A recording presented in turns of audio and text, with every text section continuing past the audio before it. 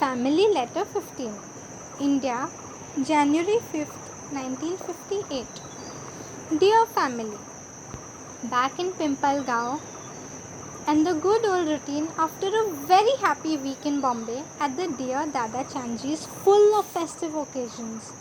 Their wedding anniversary, dear Mera's birthday, Christmas and the darshan. The day before Christmas, Baba said, "Tomorrow is my birthday." And early that Christmas morn we sang to him, "Happy birthday to you." And one of the household miracles was the handsomely decorated and lighted Christmas tree that we trimmed from a bougainvillea bush. There was a very lovely party for Mera's birthday, attended by the intimate ones of the Baba group. The darshan on the 22nd was arranged on the same lines as the Pune one and went off the most beautifully. In the morning was the darshan program, thousands filling by Baba to receive the blessings of his presence. And evening was like a sahavas, a gathering lesser in number and closer in love. Sitting around Baba for over 3 hours, drinking in the close proximity of their beloved. There was a Qawwali singing of mystical songs, and now and then Baba would ask the singer to pause while he explained the deeper meaning of some of the lines.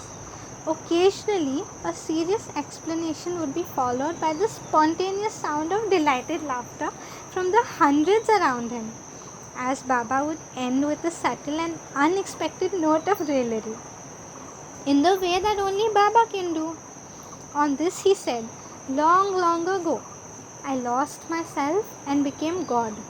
But I thank God that I didn't lose my sense of humor." As the time neared for the evening's program to end, Baba explained about the four main kinds of obedience. Everybody listening with rapt attention.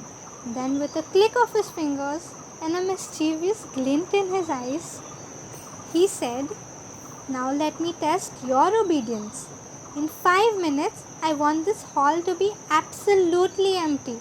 And empty it was, though with everybody simultaneously struggling to their feet, especially the portlier ones, and scrambling for the door almost caused a jam.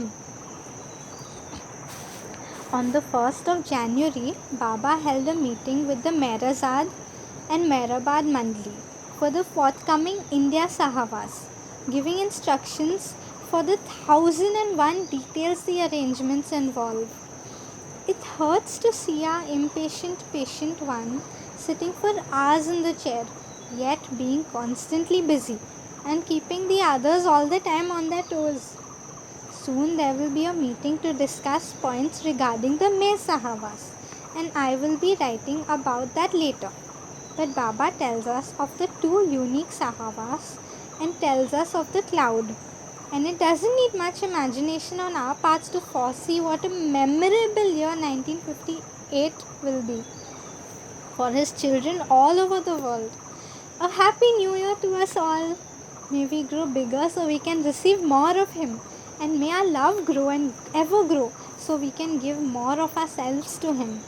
Baba has lovingly received all the Christmas cards and cables from his lovers everywhere. It is not possible to acknowledge them separately. As a secretary who's had to do the filling, I can only describe the size of the combined lot as a regular little hill, though only Baba can judge of the size of the love therein conveyed to him. Baba sends his deep love to you, each and all. Lovingly, Mani.